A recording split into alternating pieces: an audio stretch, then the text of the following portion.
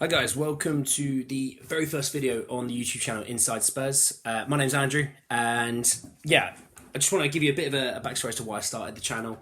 Look, I love Tottenham. I always have. I'm 26 years old now, so I've loved them for quite a long time. Always were my first team to pick on Championship Manager, Football Managers, always FIFAs and everything. And yeah, I just wanted to get more into just how the whole sort of club works, looking at the transfer window right now, which, how exciting is this transfer window right now? It's mental. And yeah, just sort of really giving more information out to the world of sort of YouTube, especially to the Spurs fans, Do subscribe to the channel, okay? Do comment on anything. All feedback is very much appreciated. There will be loads of videos I'm going to be putting out. It's going to be consistent. It's going to be daily. There's going to be some good news on transfers. There's going to be some bad news on transfers. There's going to be in-betweens, okay? There is so much to talk about today. It is mental. I'm ready for it. Hope you're ready for it. And yeah, buckle up. There's going to be a lot more to come this summer. And it feels a bit weird. It feels like we're one of the big boys in the summer transfer window without having to sell our best player, which is always really nice. First and foremost, Bissouma. It's literally just been tweeted by Fabrizio Romano that he has signed all the paperwork and the full agreement on 29 million euros deal with add-ons. I'd probably say anywhere between 30 and 35 million, just to sort of bring it back to sterling. All good on the payment term details as well. Medical's completed. He's already given it. Here we go. That is happening really, really quickly. Somewhere in the next sort of 24, 48 hours, we should see a lovely video of Bissouma. I think it's a great deal. I really, really do. Yes, he might have 1 year left on his contract, and back in the day, you might snip him for 5 million, 10 million. That's not the way this world is anymore. You think of the prices that players are going for now. Premier League proven, centre mid, and quality. Three things that just tick all the boxes for Spurs fans. It ticks boxes for any fans. I really like this move. I really, really do. It's a position that we need depth. We've got a Champions League run this year. Thank God we're back. I know all of us are sick of Thursday night football. We really are. I don't want to go back to that. I can't. The Conference League this year was the lowest of lows. I can't do that anymore. I think it's great though, because with Bentancur, with Højbjerg, with Skip, now Bissouma, I'm not going to say which two are going to be starting. Maybe it's going to be three. Maybe we go to a 3-5-2. That is Conte's main system. I don't know. I just know that he's going to be massive alongside the other three this year, because they're all going to get such large workloads, because this is going to be a really long season. With a World Cup slap bang in the middle, they're all going to be vital. I know that Bentancur's only 6 months in. Okay, so he's still really, really new. He hasn't had a full season yet. Højbjerg is the general of the midfield. He is an Iron Man. You see he gets thumped about on a football pitch, gets up and gets going. He's an absolute machine. But Skip, did have that massive hip injury. And these things, I'm not going to say he's injury prone, but, you do start to get a bit worried. If he gets an injury, it seems to be fairly serious that it's going to keep him out for a long time. I know Conte was... you've seen the press conferences. He would be kicking up a stink about it. So, but yeah, really great. That's another one. That's the third one of the summer behind, obviously, Fraser Forster, homegrown, massive and free, huge, Premier League proven again. Really shrewd signing. I really, really like that one. And Ivan Perisic, which Spurs fans love. Age aside, what a player Ivan Perisic is. Okay, we saw him in the semi-final, back playing against England again in the World Cup. He's a player. He tormented us in that game. Playing for Inter last year, he was brilliant. Playing as a left wing back, position that we need, fantastic. Okay, I'm going to come to things or players that will maybe going out soon, but we'll come back to it. Coming on from this, there's talks of that once Bissouma deal's done, Conte would like at least. Now this isn't at least. I know that Alistair Gold said 6 to 8 signings. Well, this is 3. These next 3 positions, you want a centre-back, a right wing-back and a striker. Right wing-back, we all know. Jed Spence. Absolute baller. Homegrown, fantastic player. He played for Forest last year and was on loan, obviously, from Middlesbrough.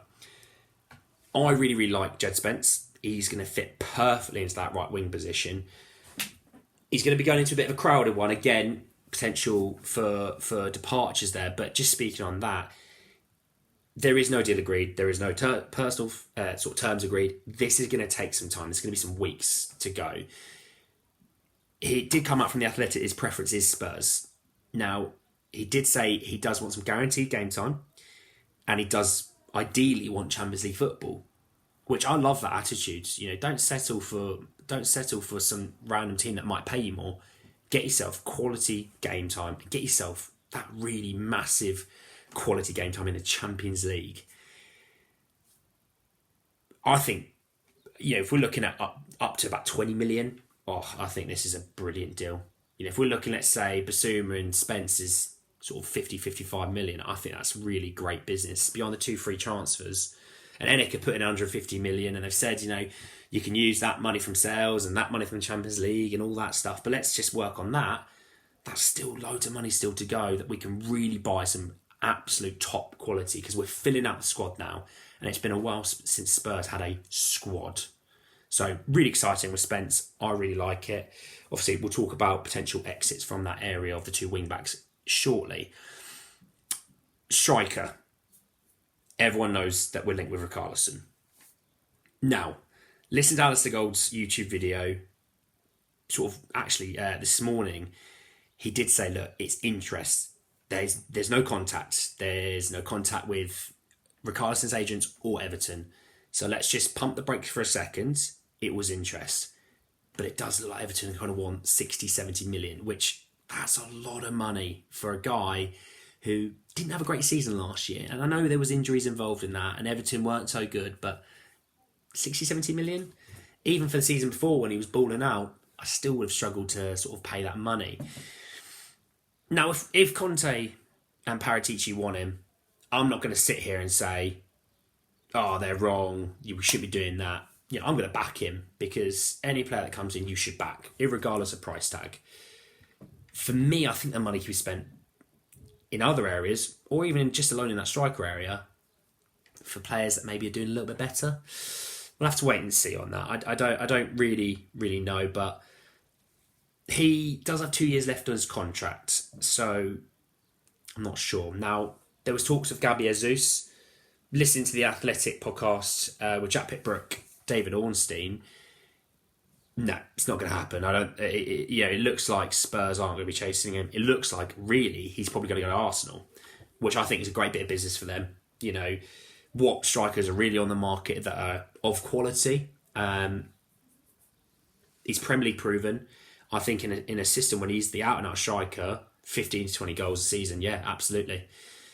He can play anywhere across the front 3 as well, which is super handy. I think Pep probably gave him more of a market value last year by just putting him on the right wing. It was really weird that he put him on the right wing and Ferran Torres to the centre, but then he sold Ferran Torres for a lot of money, so maybe Pep had a bit of a plan. Other players that we've been linked with sort of in that attacking area, Rafinha, that's a big one at the moment. On Rafinha, he's also linked with Arsenal, okay? Now, I love Rafinha. I think he's an absolute brilliant player. You saw last game of the season, to stay up, you know, the celebrations, he's jumping in the away end, he's going mental. You can tell he loves football, you can tell he cares. I would think he's a brilliant player. He's Premier League proven. Obviously, I know he's linked with Barca, but I think Barca are probably going to turn their attentions away to Di Maria.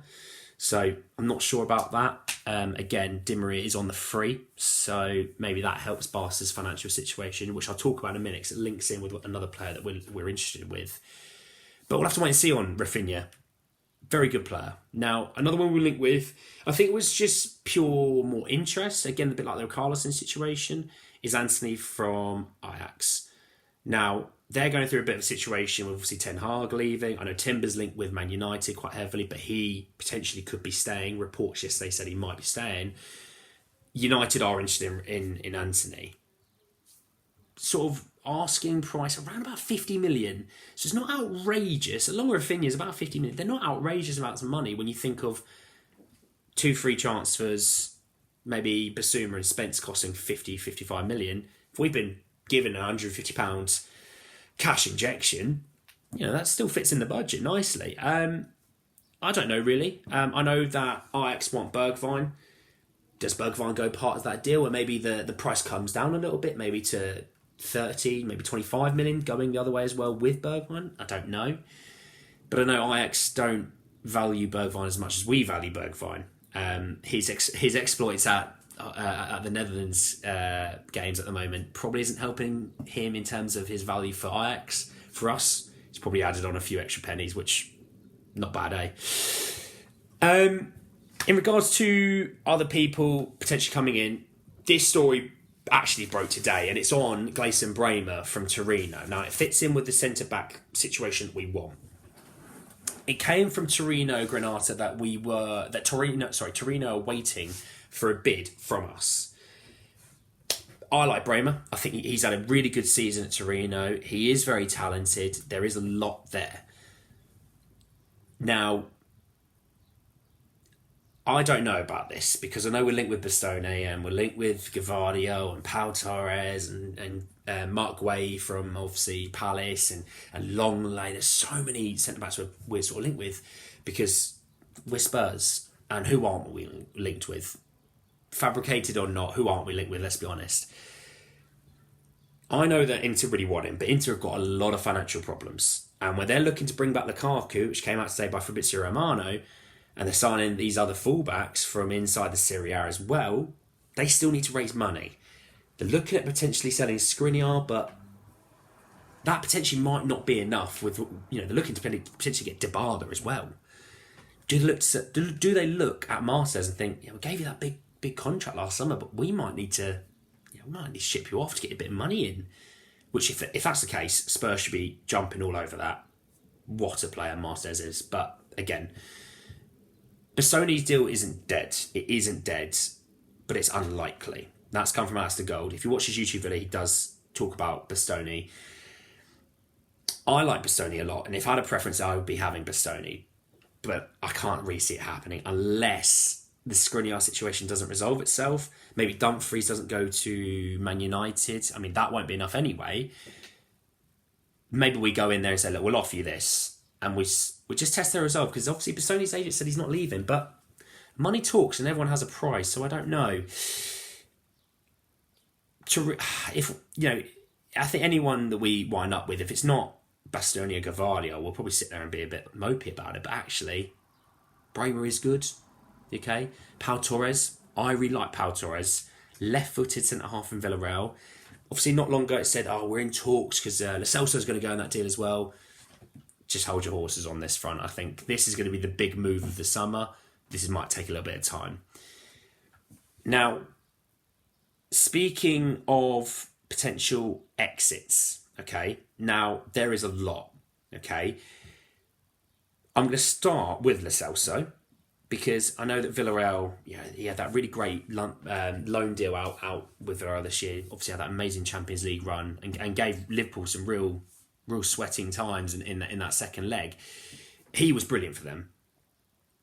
We're happy to sell. We do really want him gone. We want to fund the rest of our window. They don't value him as highly. Again, it's a typical theme here, like Bergwijn.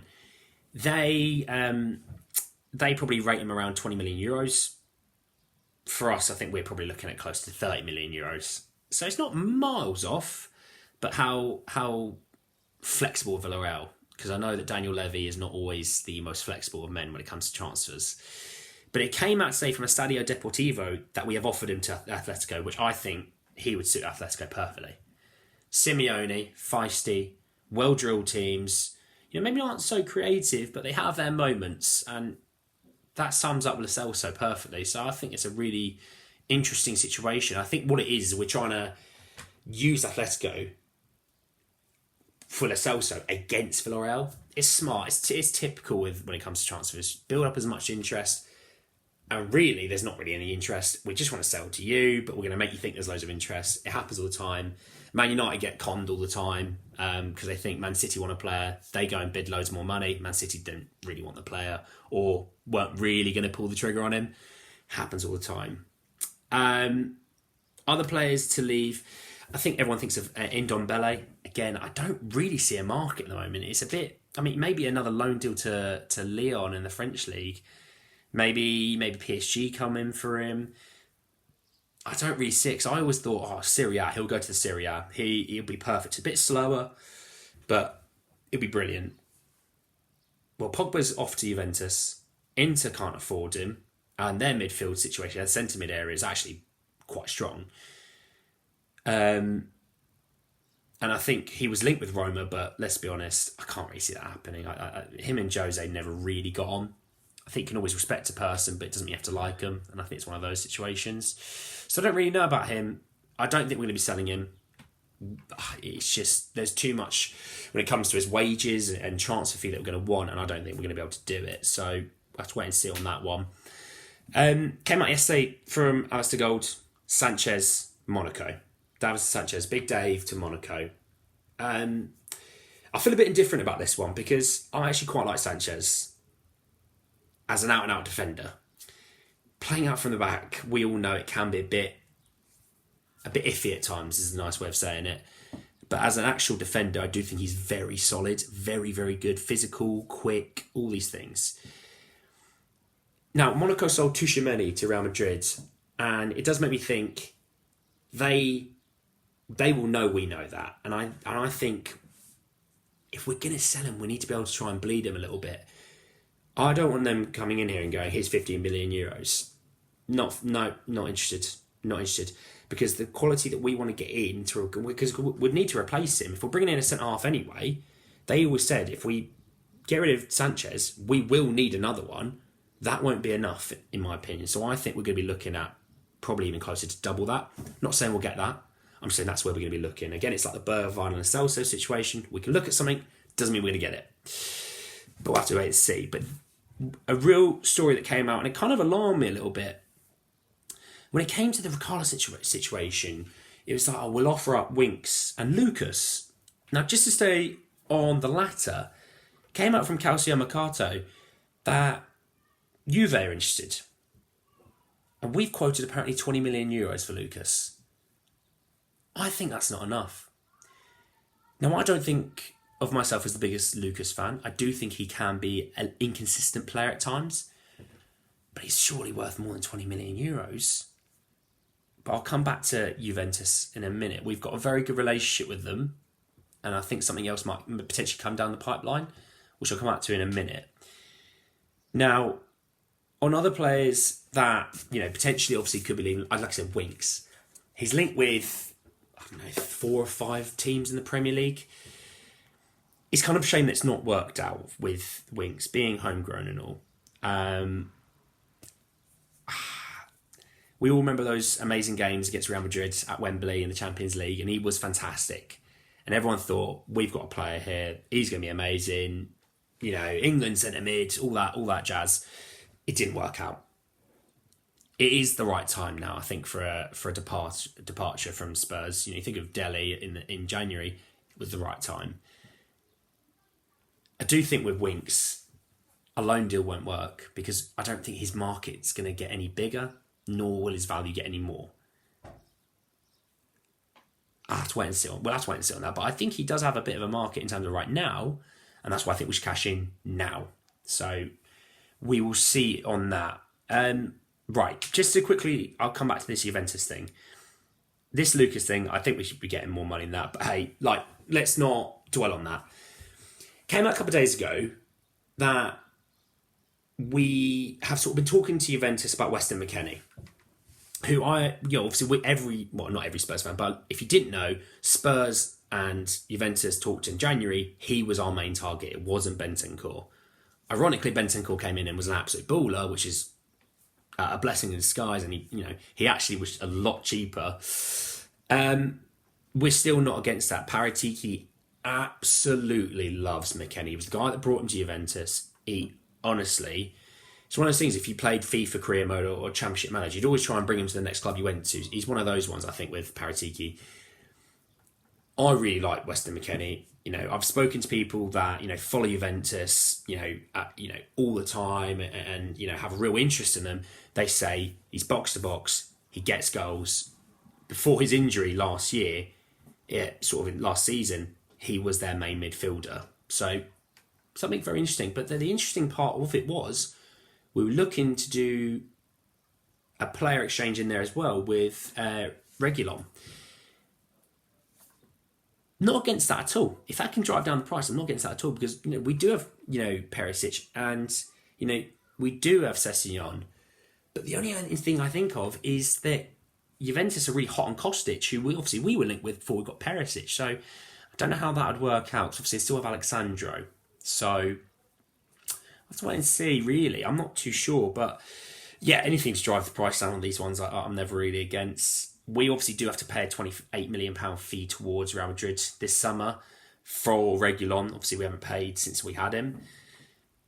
I think anything, if we're not going to obviously go to Juventus and get McKennie, if we can sell him on and maybe just try and cancel out the 28 million, I think it's good business personally. But hey. One last bit, I don't think there's anything else I really had to talk about. No, one last bit, Eriksen. I've completely forgot to mention it within the incomings part. Eriksen, it came out that has sort of rejected Brentford's offer. Just on him and Brentford, what a fantastic story that was, really, when you think about it. Brentford were very brave to take him on. And ironically, they took him on. They started falling down the league. He came in and pulled them back up the league. He was a level above their players last season. He was fantastic. I watched him beat the first man on a corner a few times as well, so I knew he's improved a little bit on his corners, because he didn't do that at Spurs. But what a player. A lot of players like that don't come on a free on the market. So he has a lot of suitors. The big one is Man United. Now, what he did say was he wanted to really live in London still, and he wanted Champions League football. But Champions League football was not the thing that put him off. It wasn't the deal breaker. In the scenario of Champions League football, London, all those things, obviously, yes, it does scream Tottenham. He knows Conte, he knows the system. And when people say, oh no, but Conte didn't like him, he didn't play very much into... Actually, if you watch the second half of the season, they went from second to first, and Eriksen was a huge part of that, alongside Lukaku and Martinez, okay? I don't know where he's going to go. It's sort of come out, it's going to take a couple of weeks, this one. So don't expect this to be happening around the corner, like the Bissouma out of nowhere. It might probably follow in the same sort of timeline as Spence, but I would love Eriksen back. It's another midfield option. It can really allow us to play that 3-5-2 if we really want to, which might give Son and Kulusevski a lot of rest if we said got another striker and went up front with Kane. But I don't know. Eriksen's a fun one, and I loved his time at Spurs, but maybe he doesn't want to come back. So maybe he wants, because I know he wanted to leave and try something new. Maybe he really wants that. I don't know. But again, we'll wait and see on that. Now, that's a lot of information I have right now. There'll be more. I'll probably put out more and more videos as time goes on. What I'd say is, guys, like, subscribe, get in the comment section, put your opinions in there. Tell me I'm wrong on something. Tell me, we should be looking at this person. I would love to know. I always want to do more and more research into players that we're interested in. I'm always happy to look at it if you're going to send me someone. But yeah, let me know. And it's the first of very many on this channel. Take care, guys.